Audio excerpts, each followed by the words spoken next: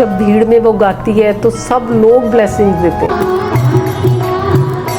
तेरी चौखट पे चल के आज मेरा आपकी कृपा से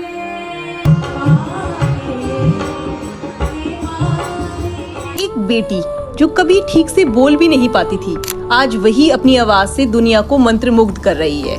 और इसके पीछे है एक माँ का अटूट विश्वास, हर्ष शर्मा जी, जिन्होंने कभी हार नहीं मानी।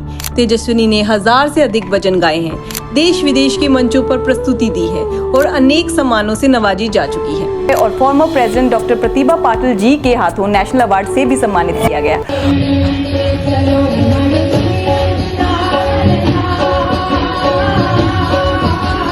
उनकी दूसरी बेटी रेणुका गोस्वामी जी भी एक प्रेरणा है, जो निमाय पाठशाला की फाउंडर है, एक ऐसी ऑनलाइन पाठशाला जहां स्क्रिप्चर्स फ्री ऑफ कॉस्ट सिखाए जाते हैं। साथ ही वो राधा रमन मंदिर की गोस्वामिनी है और श्री पुंडरीक गोस्वामी महाराज जी की पत्नी भी।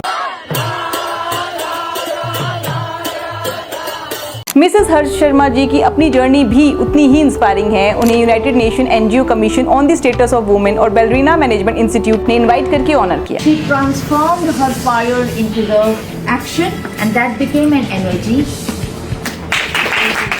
ऑटिज्म को लेके अक्सर लोगों को लगता है कि ये कुछ कर नहीं सकते। सबसे पहली बात जो होती है ना कि पेरेंट्स एक्सेप्ट करें कि हमारे घर में ऐसा बच्चा है। ये आप सही कह रहे हैं, एक्सेप्ट नहीं कर पाते। बस पेरेंट्स को ये सोचना चाहिए कि अगर घर में एक आईएएस की प्रिपरेशन कर रहा है बच्चा या मेडिकल के एग्जाम देने हैं जी, तो पेरेंट्स 4 बजे उठेंगे, बिल्कुल पंजीरिये भी बनाएंगे, ध्यान रखेंगे। ट्यूशंस भी लेके जाएंगे, पैसा भी खर्च करेंगे। तो सेम अगर इन बच्चों पे भी हम ऐसे मेहनत करें तो क्यों नहीं तेजस्विनी बनेगी। फिर हमारी तो फिलॉसफी यही है बेटा कि तन्ने जट ने पत्थर में से भगवान निकाल लिए। आपने जब अपनी छोटी बेटी के टाइम में राधा रमन और उनकी कैसे सुनी, तो आज वो वहीं की राधा रमन की ही गोस्वामी जी हैं।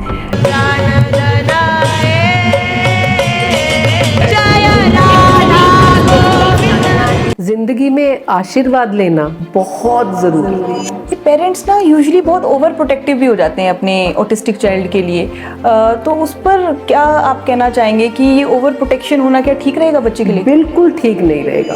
इवन के अपने जो स्पेशल बच्चा ना उसको ज्यादा रफ टफ बनाए।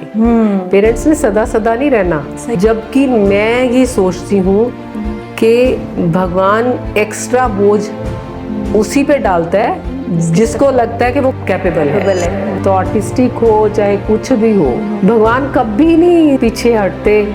सच्चाई के साथ, ट्रांसपेरेंसी के साथ, हार्ड वर्क के साथ, ईमानदारी के साथ हम जो काम करेंगे तो हम पेन को पर्पस में भी कन्वर्ट कर पे बैक हमें होगा ही होगा। तो हर्ष जी, आपका बहुत बहुत स्वागत है इस पॉडकास्ट में। Thank you so much for coming. Thank you बेटा, God bless you. Thank you आपका। हर्ष जी, तेजस्विनी एक ऑटिस्टिक होने के बावजूद भी इतने सुंदर सुंदर भजन गाती हैं, तो एज अ मदर आपको कैसा फील होता है? और जबकि इसके पीछे आपकी गहरी तपस्या भी छिपी हुई है। जब ये जिंदगी की सांझ आती है ना तो उसमें भजन बहुत ज़रूरी है। तो वो एक मेरे लिए भगवान ने जिसको कहते हैं कि एक गिफ्ट और मेरी लाइफ को सुंदर बनाने का एक बहुत अच्छा मेरे को भगवान ने आशीर्वाद दिया हुआ है। तो बड़ी अच्छी सोच है आपकी, क्योंकि इतने सारे चैलेंजेस आते हैं। क्योंकि ऑटिज़म होने के बाद एक जो बच्चा होता है वो कहीं ना कहीं बहुत ज़्यादा एग्रेसिव भी हो जाता है, तो उस चीज़ों को हैंडल करना, ये सब आपने कैसे हैंडल किया? अपना बच्चा जैसा भी हो ना, तो हर माँ के अंदर भगवान ने एक अपना, हर एक मदर के ममता अंदर ममता ऐसी दी होती है कि वो अपने बच्चे को संवारने में कोई कसर नहीं छोड़ती। तेजस्विनी का डायग्नोज कब हुआ ऑटिज्म? बॉर्न तो ये बिल्कुल नॉर्मल हुई थी, पर इसने फीड एक्सेप्ट नहीं की और 7th डे इसको पीजीआई में इंटेस्टाइन ब्लॉकेज के लिए सर्जरी किया गया। तो इसकी आउटर लेयर जो स्टमक की बाहर वाली वो ठीक हो जाती थी, पर इंटरनल में पस पड़ जाती थी। तो फिर काफी टाइम तक, काफी सालों तक चलता रहा। ये तकरीबन 5 साल तक ये हम पीजीआई में रहे हैं। मतलब 2 दिन घर में, फिर 15 दिन आईसीयू में। और ऐसा होता है कि इतनी छोटी थी तो इसका ड्रिप लगानी और ये सारी लेयर में पानी भर जाता था, तो इसको सिर से गंजा करके फिर सिर से ड्रिप लगाते थे। तो वो इतना टॉर्चरस टाइम था कि इस बच्चे ने, मेरे ख्याल में कोई ऐसी प्रॉब्लम नहीं है जो नहीं फेस की। उस दौरान इसको 2 बार डेड भी डिक्लेयर कर दिया, तो इसको वेंटिलेशन पे रखा, तो इसके ब्रेन को ऑक्सीजन नहीं पहुंच पाई, जिससे कि इसका ब्रेन का काफ़ी पोर्शन जो है वो dead, as medical terms, as a doctor ने जो मेरे को बोला है कि जो चीज़ एक बार डेड हो जाती है वो अलाइव नहीं होती। तो ये जो इसका बचा हुआ ब्रेन है, आप उसमें से जो करवा सकते हो आप करवाइए। तो ऑटिज्म के साथ साथ अक्सर ऐसा ही पाया जाता है ADHD, जो attention deficit hyper activity disorder जिसे कहते हैं, तो क्या वो भी इसके साथ ही है, ऑटिज्म के साथ ही? एक्चुअली क्या था कि इतनी सारी इसको प्रॉब्लम्स थी ना, इसने चलना 19 इयर्स की एज में शुरू किया है, इसने बोलना 9 इयर्स की, इसने नेक संभालनी, मतलब एक एक चीज़।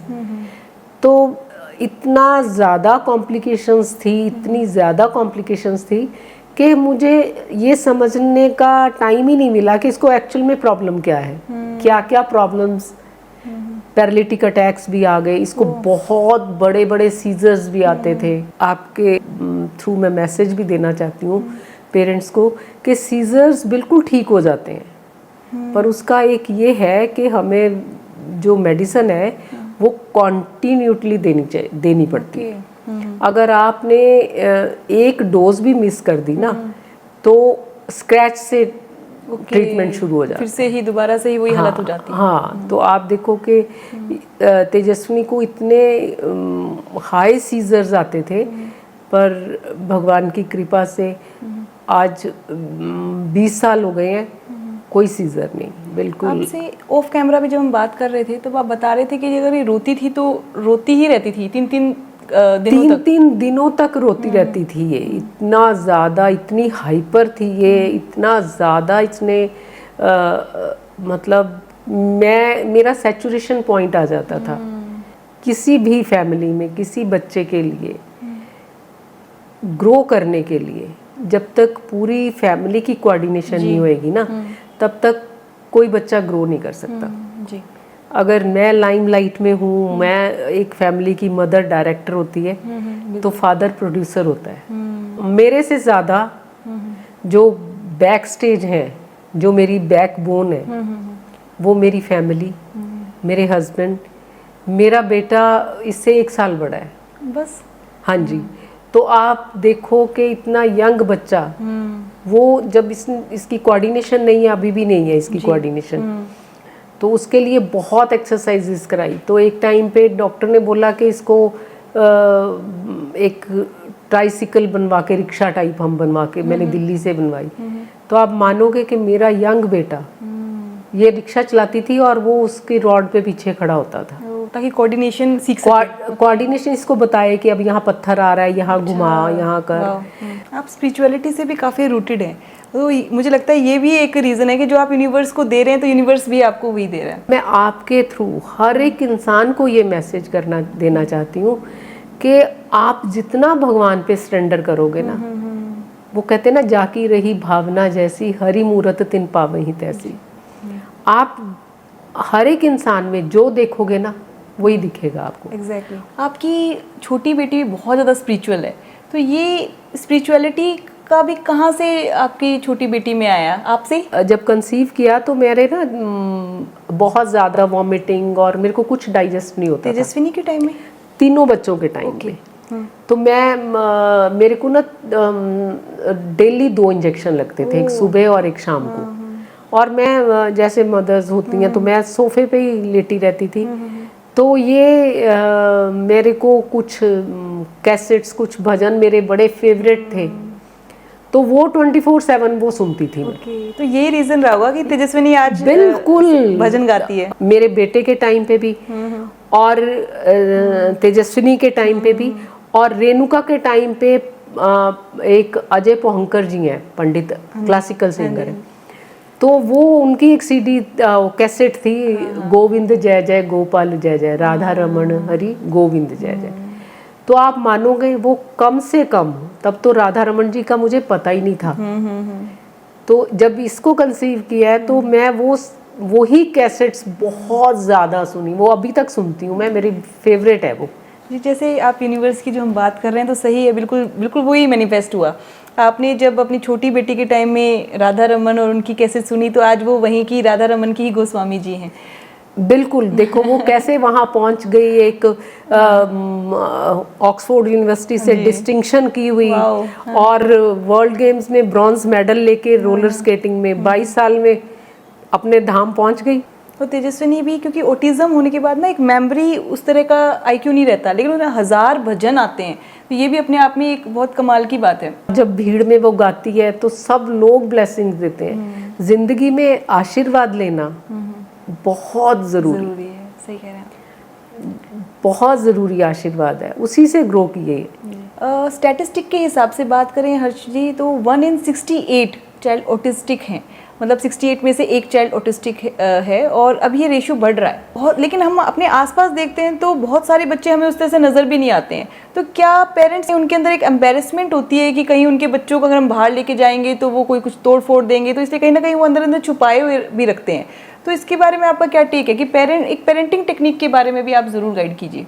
सबसे पहली बात जो होती है ना कि पेरेंट्स एक्सेप्ट करें कि हमारे घर में ऐसा बच्चा है। ये आप सही कह रहे हैं, एक्सेप्ट नहीं कर पाते, एक्सेप्ट नहीं कर पाते क्योंकि हमारी जो सोच है ना, हमारे जो फोर फादर्स और हमारी बैकग्राउंड जो है उसमें तो ये है कि अच्छा कोई फ्लरिश कर रहा है तो इसके तो कर्म इन्होंने तो किए हैं, ये तो बच्चा ऐसे इसीलिए आना है, इनका बच्चा पागल है। पर अब पेरेंट्स पढ़ लिख गए हैं, अब उनमें अवेयरनेस आ गई है।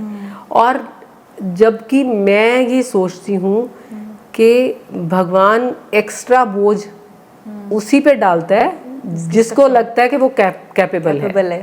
और जब तेजस्विनी को हमारे former president doctor Pratibha Patil ji से जब अवार्ड मिला, एक नेशनल अवार्ड, तो वो मोमेंट आपके लिए कैसा था? मैंने कभी सोचा ही नहीं था, मैंने कोई एफर्ट नहीं किया प्रेसिडेंट अवार्ड के लिए। तेजस्विनी के सबसे पहले जो मैं कहूँ गुरु जिन्होंने बहुत ज़्यादा एफर्ट किया, रजनीश जी, पता नहीं कहाँ से उस बच्चे ने कागज़ इकट्ठे किए। तो मैं तो वही कह रही हूँ कि वो होता है ना कि नाम मेरा है, हाँ जी, नाम मेरा, काम किसी और। जी, काम तो आपका भी है क्योंकि यूनाइटेड नेशन इंडियन कॉन्सुलेट से भी आप को नवाजा गया। हर्ष जी, पेरेंट्स ना यूजुअली बहुत ओवर प्रोटेक्टिव भी हो जाते हैं अपने ऑटिस्टिक चाइल्ड के लिए, तो उस पर क्या आप कहना चाहेंगे कि ये ओवर प्रोटेक्शन होना क्या ठीक रहेगा बच्चे के लिए? बिल्कुल ठीक नहीं रहेगा, बिल्कुल गलत बात है। मैं इतनी स्ट्रिक्ट मदर रही हूँ कि आप इमेजिन ही नहीं कर सकते। स्ट्रिक्टनेस ज़रूरी है, बहुत ज़्यादा ज़रूरी है। हमने तीनों बच्चे अपने बिल्कुल जिसको कहते हैं ना, तेजस्विनी को कभी अलग नहीं समझा कि ये स्पेशल बच्चा है। पिटाई हो रही है तो तीनों की हो रही है, अगर उनकी हो रही है तो इसकी भी उतनी ही होनी है। अगर हम प्रेज करते हैं ना अपने बच्चे की, 4 लोगों में अगर वो अच्छा कर रहे हैं तो 4 लोगों में अगर बैठ के वो मिसबिहेव कर रहे हैं तो उसके लिए भी उनको टोकना ज़रूरी है। कई बार पेरेंट्स ये सोचते हैं ना कि हमारा बच्चा थोड़ा स्पेशल है तो फिर उसे ना डांटे, वो अपने न्यूरोटिपिकल चाइल्ड को तो डांटेंगे नहीं, इवन के अपने जो स्पेशल बच्चा ना उसको ज्यादा रफ टफ बनाए। पेरेंट्स ने सदा नहीं रहना। सही कह रहे हैं। जाने के बाद कैसे सर्कमस्टांसेस मिलते हैं उसको, कैसे हालात मिलते हैं, क्या उसकी परवरिश कैसे होएगी, और पैम्पर कर करके तो वो बच्चा डिप्रेशन में चला जाएगा, बीमारियां लग जाएंगी। और जो ये वर्चुअल ऑटिज्म है ये भी क्या अफेक्ट करता है, जो स्क्रीन टाइम की वजह से होता है वो वर्चुअल ऑटिज्म? और कोविड के बाद ऐसा पाया गया है कि काफ़ी बच्चों में वर्चुअल ऑटिज्म से सफ़र कर रहे हैं। फिर मैं उसी कॉन्सेप्ट पे आ रही हूँ कि अभिमन्यु ने मदर के गर्भ में ही सब कुछ सीखा है। अब जो मदर्स हैं कंसीव किया, उनका स्क्रीन टाइम कितना है? बहुत ज़्यादा है, बहुत। तो मदर से वो आगे 10,000 कदम आगे। अगर मदर इंटेलिजेंट है तो बच्चा 1000 कदम अगर मदर का स्क्रीन टाइम ज़्यादा है तो बच्चा देखेगा ही देखेगा। Exactly. उसमें बच्चे का कसूर नहीं है क्योंकि वो तो अंदर से सीख के ही आया है। क्योंकि अब आप देखो, कहते हैं ना कि खाना खाते हुए बच्चा टीवी देखता है, तो मदर ने क्या किया? मदर नहीं बल्कि आदत डाली। नहीं, जब कंसीव किया है मदर भी टीवी देख रही है। राइट। अगर हम उस टाइम पे भजन सुन रहे हैं तो बच्चा कि सबकॉन्शियस माइंड में भजन ही जाएगा, वो इतना ज्यादा नहीं उसमें जाएगा। पर जो मदर्स ने स्क्रीन्स देखी है ना, तो बच्चा उससे करोड़ गुना ज्यादा देखेगा ही देखेगा, आप हटा ही नहीं सकते। तो ऑटिज्म को लेके हर्षी बहुत सारे ना मिथ्स और मिसकंसेप्शंस भी हैं। ऑटिज्म को लेके अक्सर लोगों को लगता है कि ये कुछ कर नहीं सकते। बस पेरेंट्स को ये सोचना चाहिए कि अगर घर में एक आईएएस की प्रिपरेशन कर रहा है बच्चा, या मेडिकल के एग्जाम देने हैं जी। तो पेरेंट्स 4 बजे उठेंगे, बिल्कुल। पंजीरियाँ भी बनाएंगे, ध्यान रखें। ट्यूशंस भी लेके जाएंगे, पैसा भी खर्च करेंगे। तो सेम अगर इन बच्चों पे भी हम ऐसे मेहनत करें तो क्यों नहीं तेजस्विनी बनेंगी। फिर हमारी तो फिलॉसफी यही है बेटा कि तन्ने जट ने पत्थर में से भगवान निकाल लिए थे। तो ऑटिस्टिक हो चाहे कुछ भी हो, भगवान कभी नहीं पीछे हटते। सच्चाई के साथ, ट्रांसपेरेंसी के साथ, हार्ड वर्क के साथ, ईमानदारी के साथ हम जो काम करेंगे तो हम पेन को पर्पस में भी कन्वर्ट कर सकते पे बैक हमें होगा ही होगा। हैं। हर्षी, आजकल बहुत सारी ऐसी मूवीज भी आ रही है जो अवेयरनेस क्रिएट कर रही हैं, जैसे सितारे ज़मीन पर, बर्फी, एक और मूवी भी थी ब्लैक। आपको क्या लगता है कि अवेयरनेस क्रिएट कर पा रही है आज के ज़माने में?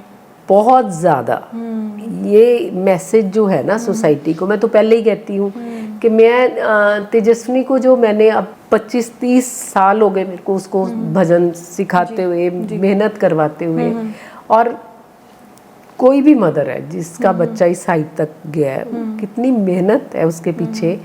और अगर ये चीज़ सोसाइटी में सामने आए तो कईयों को पता ही नहीं होता कि कैसे ग्रो करें हम।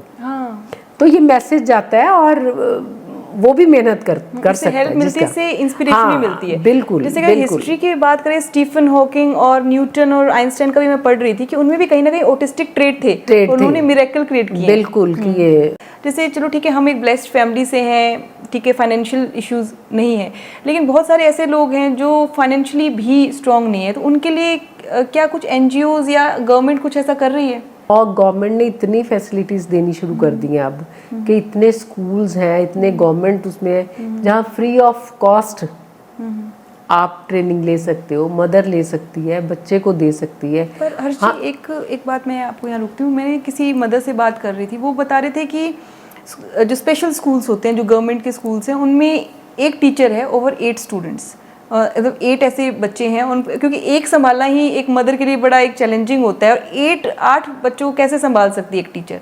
कोई 8 बच्चों को, फिर वही बात आ गई कि मेन हम क्यों सोचें कि हमारा बच्चा स्पेशल है या ऑटिस्टिक है या क्या है। अब एक टीचर जो 20-20 नॉर्मल बच्चों को संभालती है, नॉर्मल बच्चे कम शरारती होते हैं। हाँ, शरारती तो हाँ, तो फिर वही हम क्यों नहीं उनको नॉर्मली बिहेव करते।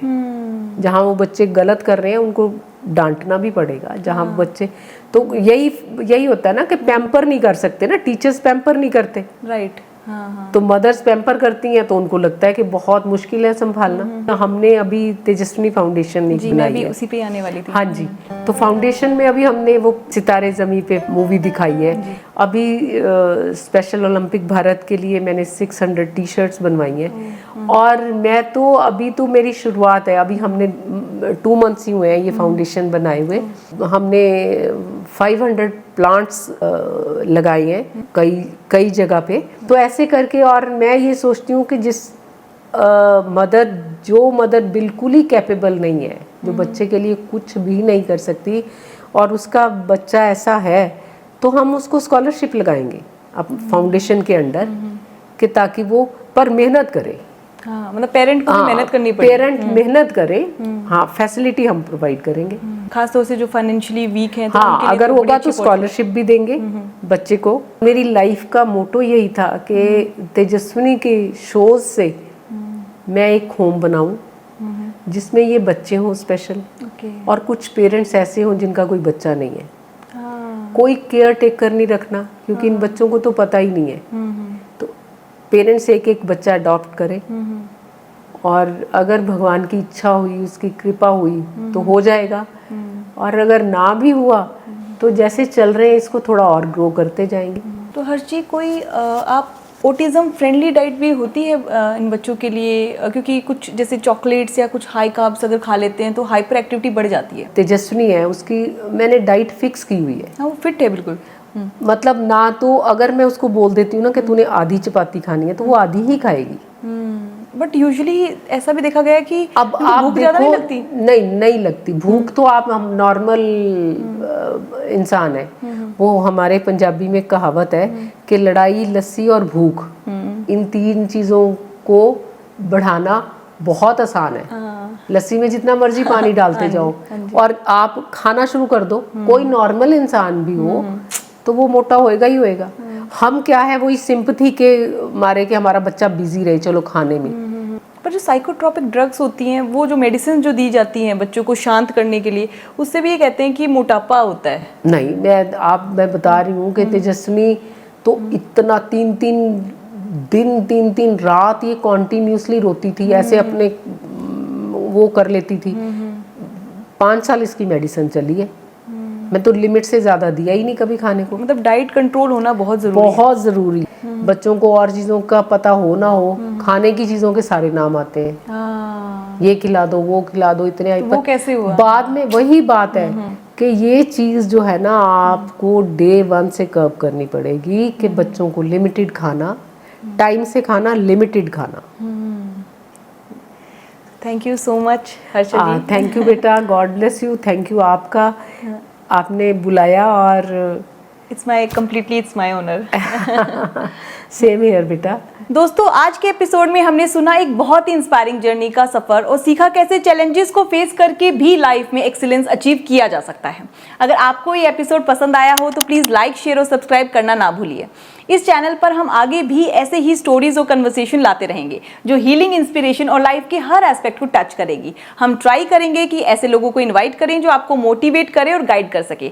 आपका सपोर्ट ही इस चैनल के लिए बहुत इंपॉर्टेंट है क्योंकि ये चैनल अभी नया है और आपकी मदद से ही और ग्रो करेगा। तो जुड़े रहिए और इंस्पायर होते रहिए। नमस्ते।